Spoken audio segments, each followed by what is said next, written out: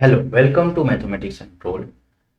आज हम लोग मैथमेटिक्स के अंदर एक डिफरेंशिएशन हम लोग करने वाले हैं, जो एक स्टैंडर्ड टाइप्स ऑफ डिफरेंशिएशन है।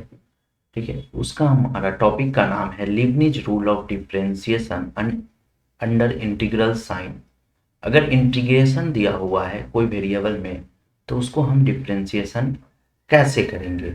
दैट मीन्स इंटीग्रेशन का डिफरेंशिएशन कैसे करेंगे जब हमारा लोअर लिमिट या फिर अपर लिमिट कोई वेरिएबल हो। ओके, चलिए पहले हम लोग डिफिनेशन लिखते हैं कि क्या होता है लीबनिज रूल। इफ मान लेते हैं कि कोई फंक्शन है, if F x is a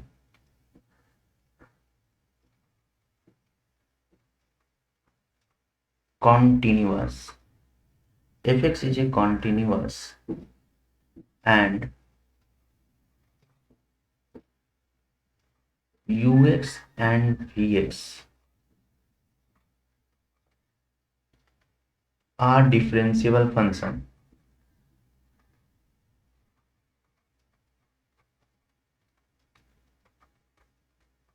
differentiable function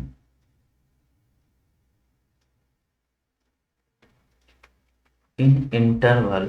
पहले हम डिफिनेशन लिखते हैं, फिर इसको हम समझेंगे कि ये कैसे इसका प्रॉब्लम सॉल्व करना है। Differentiable function in interval close interval A B. ठीक है, ए और बी में ये यू एक्स और वी एक्स जो है वो इंटरवल डिफरेंशिएशन होना चाहिए। Then differentiation of with respect to X integration whose lower limit is ux and upper limit is vx ft dt is equal to f of vx into differentiation of vx under with respect to x minus f of ux into differentiation of ux with respect to X. Okay, ये formula होता है Leibniz का। Okay, मतलब कोई integration, ठीक है, कोई integration है जिसका जिसका लोअर लिमिट वेरिएबल हो और अपर लिमिट भी वेरिएबल हो। ठीक है, तो उसका हमें एक बाउंड्री है V X to U X, उसका अगर हमें डिफ्रेंशिएशन करना है तो वो इस तरह से होता है। पहले हम जिस फंक्शन का इंटीग्रेशन करना है उसमें अपर लिमिट पुट करेंगे, और जो अपर लिमिट का फिर डिफ्रेंशिएशन करेंगे, फिर माइनस लोअर लिमिट हमें पुट करेंगे, ठीक है, फंक्शन में, और फिर लोअर लिमिट का डिफ्रेंशिएशन करेंगे। ओके, देखिए एक एग्जांपल लेकर हम समझते हैं कि ऐसा क्यों ये फॉर्मूला बनाया गया है। ओके, मान लीजिए कि मुझे एक इंटीग्रेशन करना है एक्स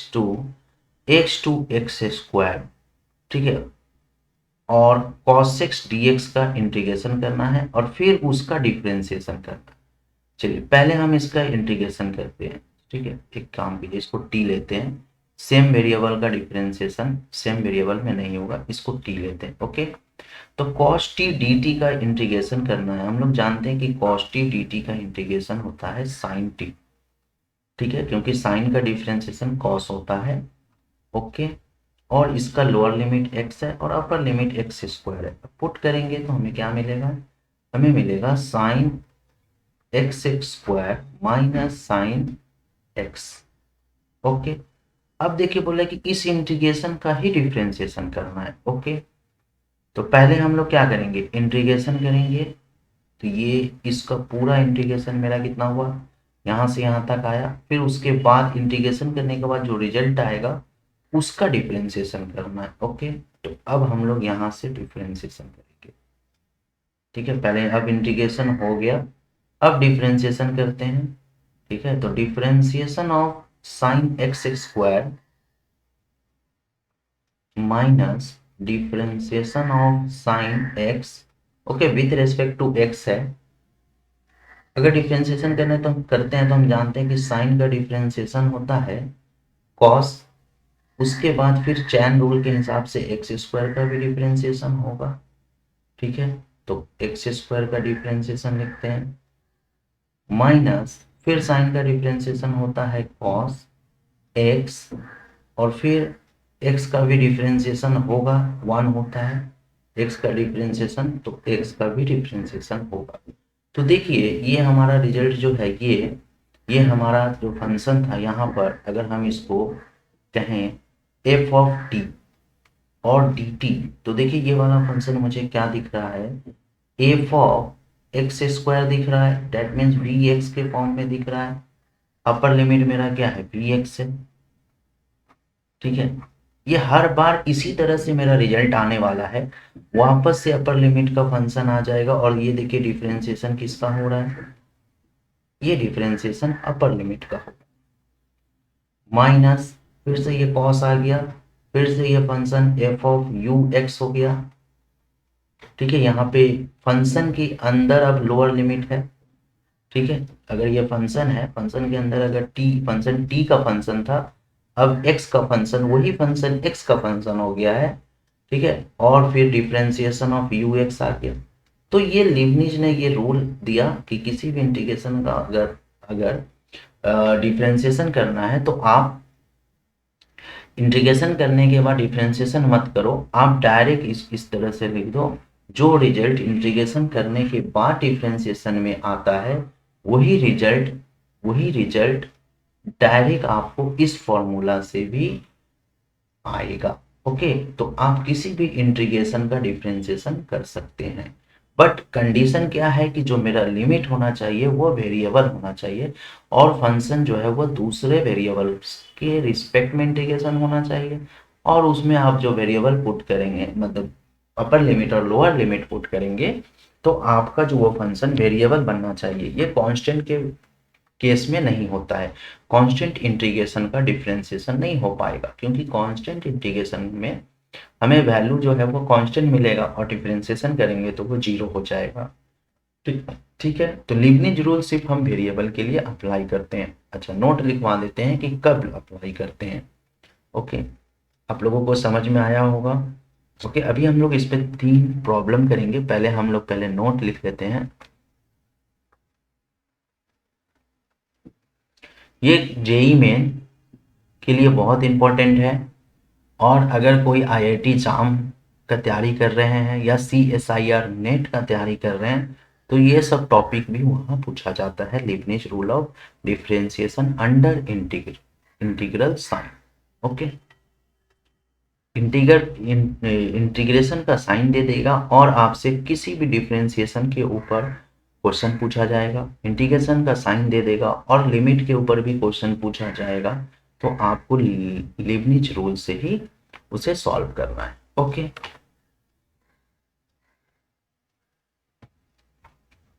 ओके, नोट देखिए कि ये कब यूज होता है, आप लोग नोट बनाते रहिए, ठीक है। ये कब यूज होता है, ये यूज होता है, it is use to differentiate, it is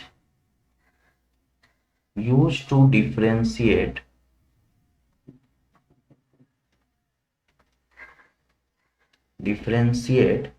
an integral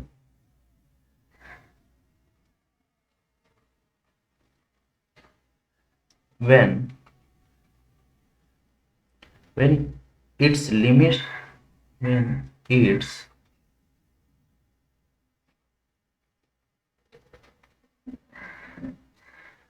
limits of integration, that means vx और ux जो अभी दिया हुआ था, integrations are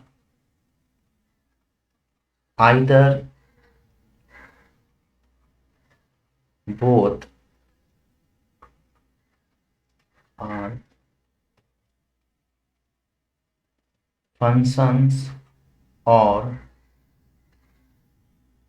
one of them is a functions. Okay, या तो कोई एक फंक्शन होगा या कोई एक, दोनों में से कोई एक फंक्शन होना जरूरी है। Example 0 to x cos x cos t cos sorry cos t dt, इसका हम लोग लीबनिज रूल से डिफरेंशिएशन कर सकते हैं अगर एक भी फंक्शन होगा। जैसे कि ये अपर लिमिट क्या है, फंक्शन है। Okay, example sin x to 0 t square cos t square as for example dt। तो इसका भी हम लोग लीबनिज रूल से डिफरेंशिएशन कर सकते हैं। ठीक है, और आपका T T F T D T. Okay, F T D T 0 √3। Okay, 0 to √3, और राइट साइड भी कुछ हो सकता है, पूरा एक इक्वेशन है। और सॉरी 0 to √3 नहीं, √3 to x, √3 to x। ठीक है, बोथ वेरिएबल हो सकता है या फिर बोथ फंक्शन हो सकता है या कोई एक भी फंक्शन हो सकता है। ओके, तो इस तरह के इंटीग्रेशन को हम लोग लीबनिज रूल से आराम से डिफरेंशिएशन कर सकते हैं। ओके, चलिए अब हम लोग कुछ इस पे क्वेश्चन करते हैं।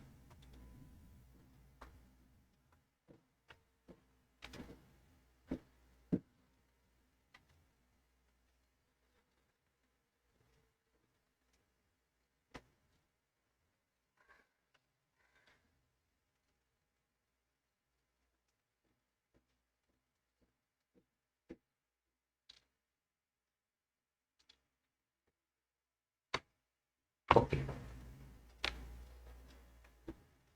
देखिए फर्स्ट क्वेश्चन देखते हैं, क्वेश्चन नंबर 1।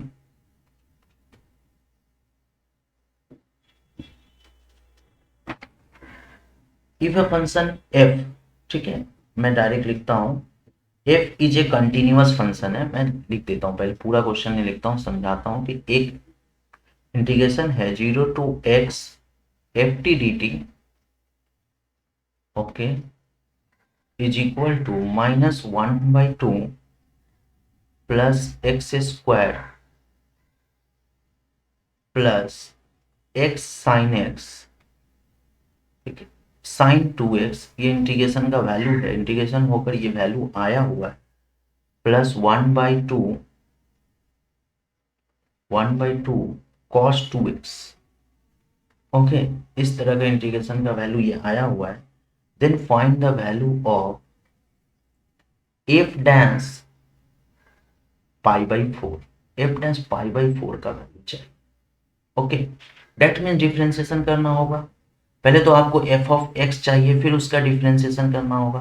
तो ये एक्चुअली एफ ऑफ एक्स तो है नहीं, ये आपका इंटीग्रेशन होकर ये वैल्यू दिया हुआ है। तो आपको समझ जाइए कि ये लीबनिज रूल ऑफ डिफरेंशिएशन से क्वेश्चन दिया हुआ है, और इसको आपको पहले डिफरेंशिएशन करना होगा बोथ साइड। ओके, तो आप बोथ साइड डिफरेंशिएशन कीजिए, वन साइड तो नहीं होगा, वैल्यू नहीं पूछ रहा है, सिर्फ वन साइड का रूल पता है, बट क्वेश्चन में आपको अगर इक्वेशन दिया हुआ है तो दोनों साइड डिफरेंशिएशन करना पड़ेगा।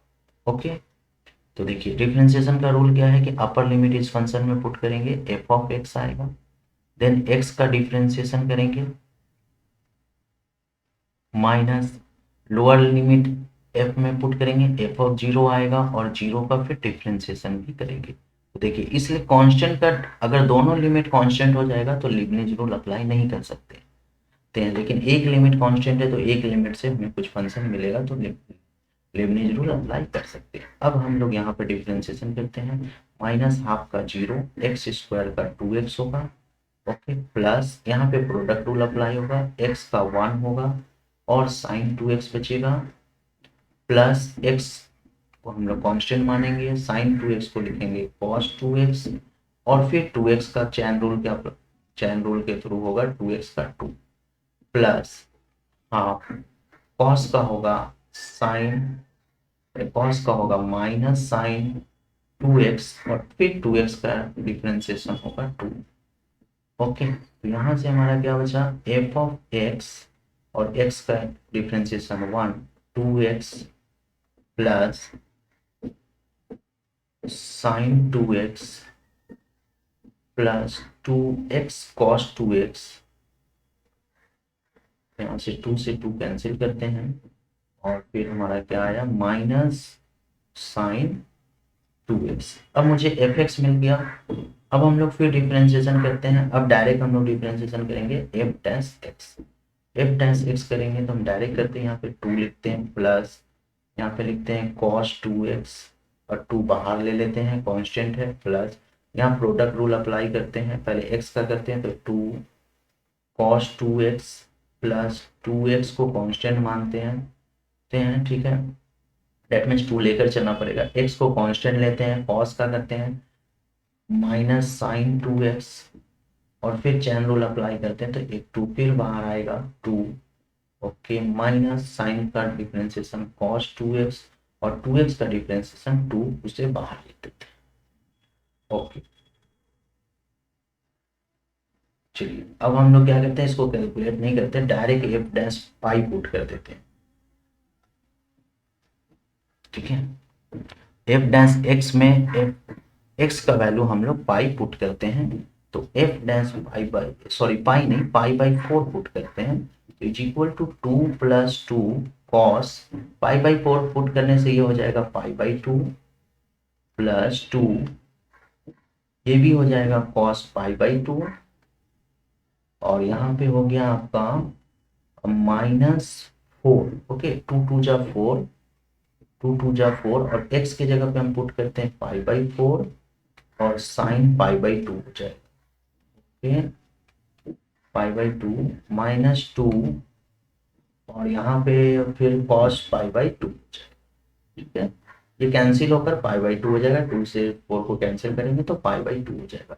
देखिए हम लोग जानते हैं कि कॉस पाई बाई 2 जीरो होता है, कॉस पाई बाई 2 जीरो होता है, तो ये सब टर्म कैंसिल हो जाएगा। ओके, तो बचिएगा क्या 2 और यहाँ से 4 4 कैंसिल करते हैं और साइन पाई बाई 2 1 होता है।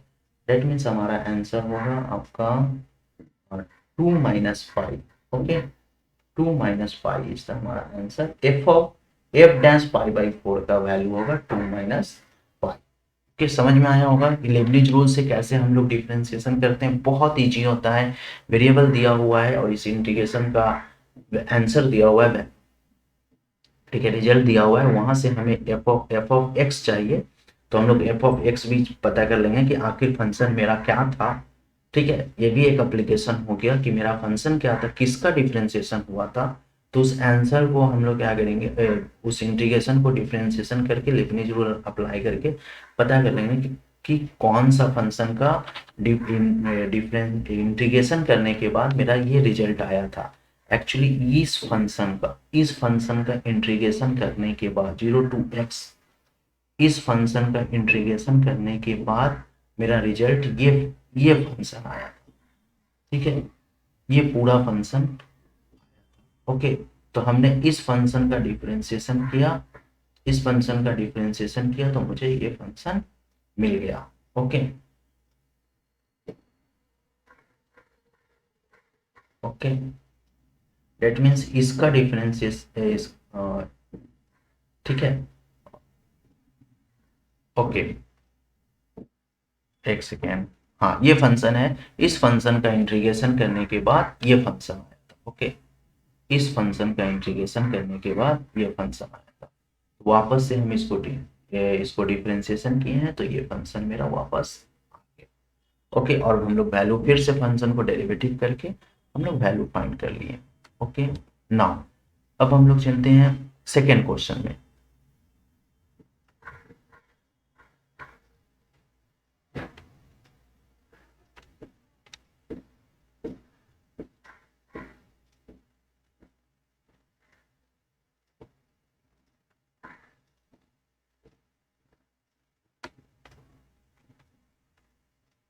अब आप आराम से सारे क्वेश्चन को सॉल्व कर सकते हैं, ठीक है। लेबनिज रूल का क्वेश्चन को आप देखिए, जेईई मेन में भी क्वेश्चन आया होगा, आप एक बार उसको चेक कर लीजिए, मैंने देखा नहीं हूँ, मगर सिलेबस में लीबनिज रूल है, ठीक है। आईआईटी जाम के भी सिलेबस में है, जेई मेन के भी सिलेबस में है। ओके, चलिए एक क्वेश्चन और करते हैं, question number 2। Integration sine X to 1 T square F T D T is equal to 1 minus sine X 1 - sin x, then find. Okay, बहुत सारा कंडीशन दिया हुआ है, उस पर आपको ध्यान नहीं देना है फिलहाल। Find 1/f(1/√3). ओके, तो यहाँ से एक बार में भी ही हो जाएगा। अब देखिए इंटीग्रेशन का वैल्यू ये दिया हुआ है, डेट मीन्स आपको यहाँ पे डिफ्रेंसिएशन करना होगा, तो आपको एफ मिल जाएगा। तो डिफ्रेंसिएशन आपको बोथ साइड करना होगा, लिखना होगा differentiation both side with respect to X and applying Leibniz rule. Okay, तो पहले हम लोग फंक्शन की जगह पे 1 पुट करते हैं, कांस्टेंट है, ठीक है, पुट करते हैं 1 का स्क्वायर इंटू f(1). पुट करने के बाद 1 का हम लोग x के रेस्पेक्ट में डिफरेंशिएशन करते हैं, माइनस फंक्शन की जगह पे आपका लोअर वैल्यू पुट करते हैं f of sin x is equal to into differentiation of sin x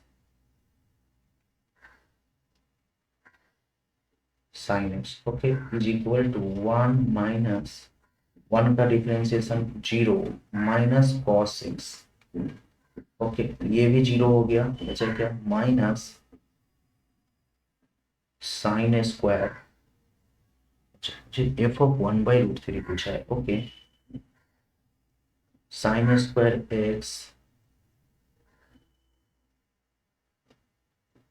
then f(sin x) into cos x is equal to minus cos x। Okay, यहाँ से ये कैंसिल कीजिए, से कैंसिल करने के बाद cos x कैंसिल कीजिए, ठीक है, तो बचेगा आपका f(sin x) is equal to 1/sin² x। Okay, f(sin x) is equal to 1/sin² x। अच्छा, तो देखिए मुझे f(1/√3) चाहिए। देखिए यहाँ इस क्वेश्चन में थोड़ा सा ट्विस्ट किया गया है कि f(sin x) अगर 1/sin² x है तो, बट मुझे यहाँ पे साइन का वैल्यू नहीं पूछा है। ओके, बहुत ट्विस्ट किया गया क्वेश्चन को। ओके ना, बहुत अच्छा क्वेश्चन है। देखिए अगर आप देखिए कि f(x) इक्वल टू अगर x है तो आप f(1/√3) इज इक्वल टू लिख सकते हो 1/√3। ओके, लेकिन इस क्वेश्चन को यहाँ पे थोड़ा सा ट्विस्ट किया गया है। आप देखिए f(sin x) इक्वल टू लिखा हुआ है 1/sin² x लिखा हुआ है, तो आप इसको ऐसे लिख सकते हैं कि f(t) जो होगा वो 1/t² के बराबर होगा। मतलब ये फंक्शन फॉलो कर रहा है कि अगर आप sin x पुट कर रहे हैं तो यहाँ पे पूरा sin x दिख रहा है, ठीक है। मतलब कि यहाँ पे x की जगह पे या कोई भी दूसरे वेरिएबल की जगह पे sin x पुट किया गया है, तो आप sin x को हटा के अगर मतलब असली फंक्शन है क्या, f(t) है, तो f(t) की जगह पे आप पुट कर सकते हैं 1/t²। दैट इम्प्लाइज, अब आप लोग फाइंड कर सकते हैं f(1/√3), क्योंकि sin x में अगर 1/√3 पुट कीजिएगा तो आपको कुछ मिलने वाला नहीं है। तो इसको आप एक रूल बनाइए। अब ऐसा समझिए कि ये वाला जो पूरा मेरा रिजल्ट आया है f(x), तो यहाँ पे sin x है, तो हम इसके जगह पे t ले सकते हैं, तो यहाँ पे 1/t² होगा। अब हम क्या कर सकते हैं, कोई डेट मीन्स आप डायरेक्ट ऐसे भी एज्यूम कर सकते हैं कि जब sin x है तो 1/sin² x होगा, तो t है तो 1/t² होगा, तो √3 है तो 1/√3 का होल स्क्वायर होगा, और √3 का होल स्क्वायर 3 होता है, 1/3 होता है, और ये डिनोमिनेटर में कन्वर्ट कर देंगे तो आंसर मेरा 3 आ जाएगा। ओके, ये अच्छा क्वेश्चन है। इस तरह से आपको कहीं पर ट्विस्ट मिले तो आप क्वेश्चन को थोड़ा ध्यान रखना है कि क्वेश्चन करना कैसे है। ओके, नाउ क्वेश्चन नंबर 3, एक क्वेश्चन और करते हैं।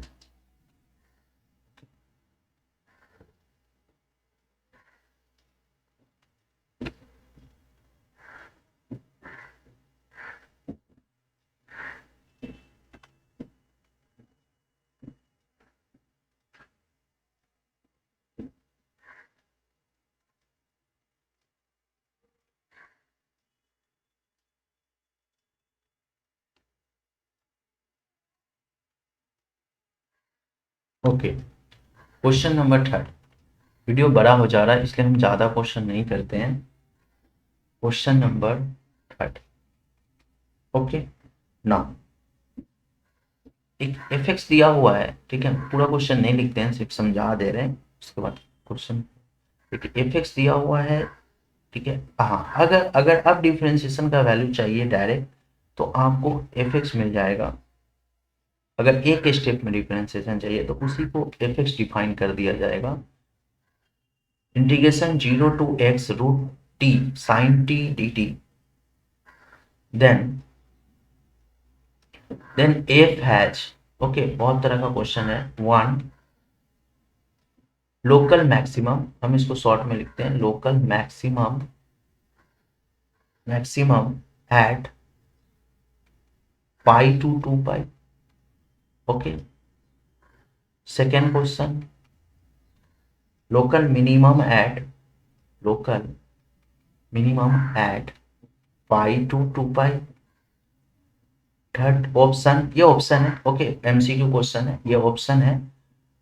यहाँ पे लीबनिज रूल अप्लाई करके फाइंड करना है local minimum, local minimum at pi and local maximum at 2 पाई।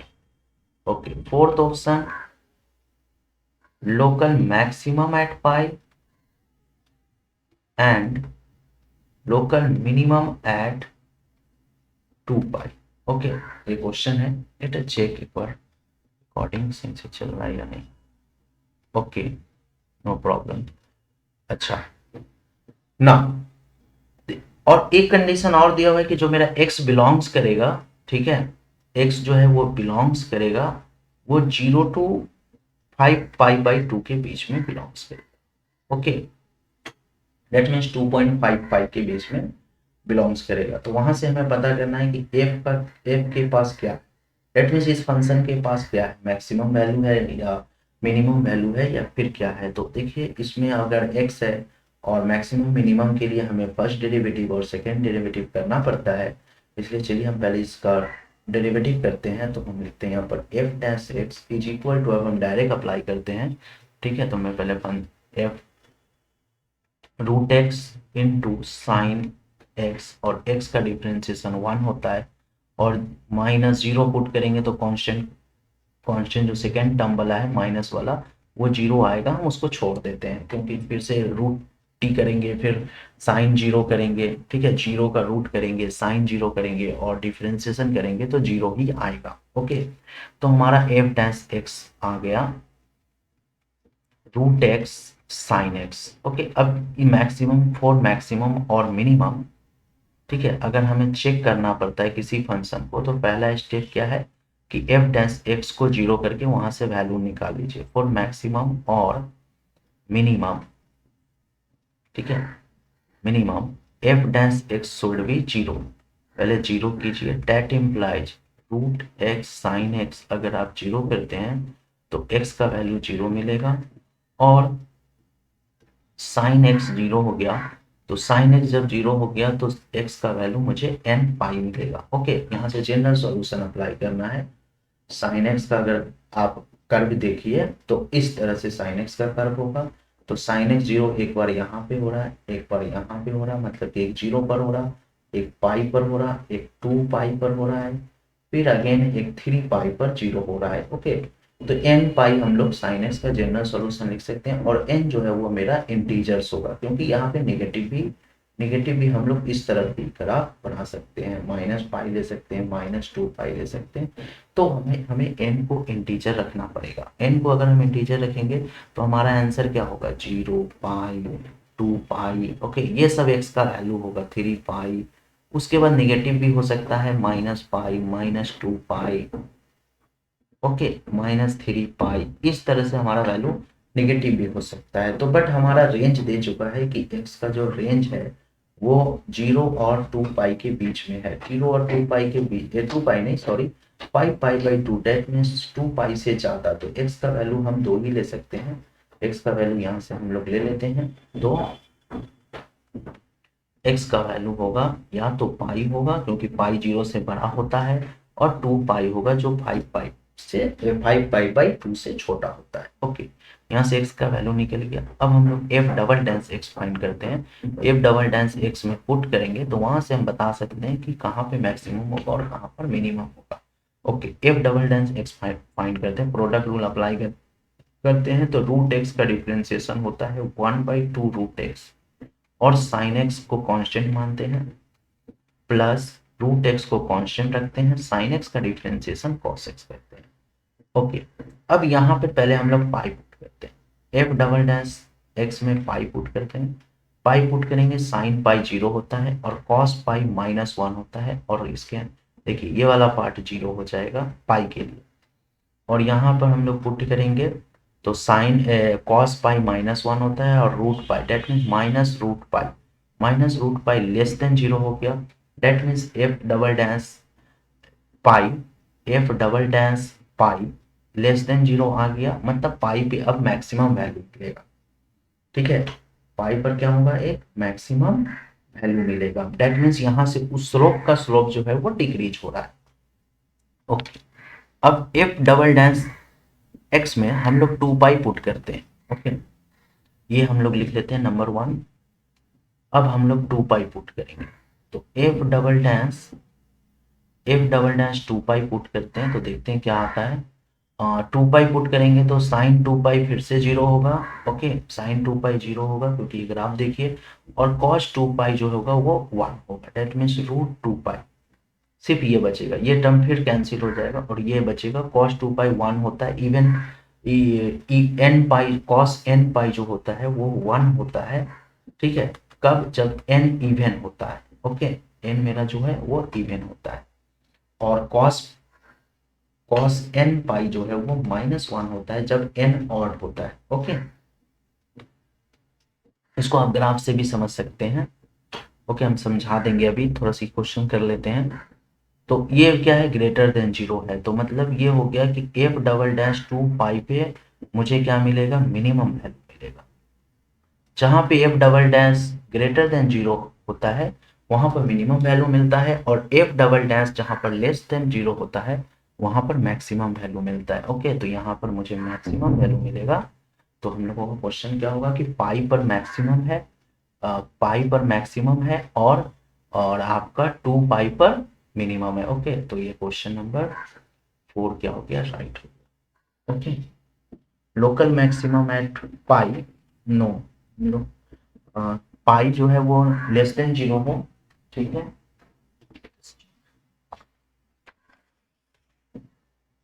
हम्म,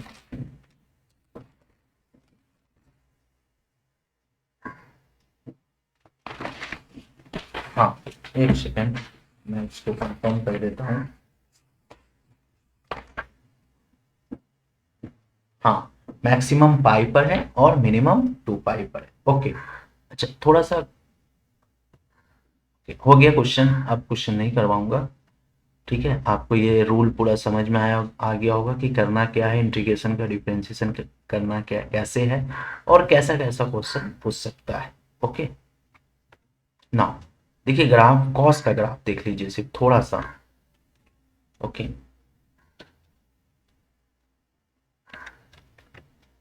आप लोग कॉस के ग्राफ को जनरलाइज कीजिएगा। मान लीजिए कॉस का अगर ये 0 पॉइंट है तो कॉस जो है 0 पर 1 होता है, कॉस 0 का वैल्यू 1 होता है, और कॉस पाई का वैल्यू 0 होता है, और इस तरह से ग्राफ चलेगा। ओके, कॉस का, ये कॉस का ग्राफ हो गया।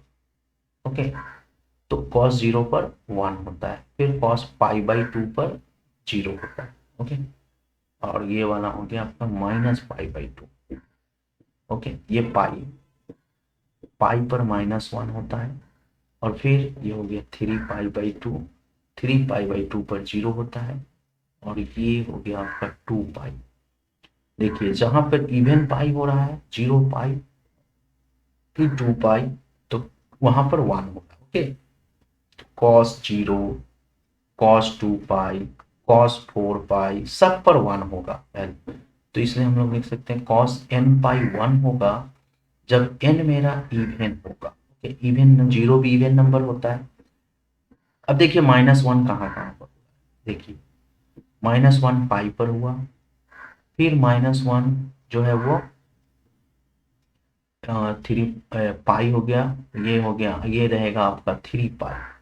ओके, तो कॉस एन पाई जो होता है वो -1 होता है जब मेरा एन जो है वो आपका ये ऑड होगा। ओके, अब देखिए कॉस जीरो कहाँ कहाँ होगा, पाई/2, 2, जहाँ पर पाई 2 आ रहा, पाई 2 इवन हो ऑड हो उससे कोई मतलब नहीं, 1।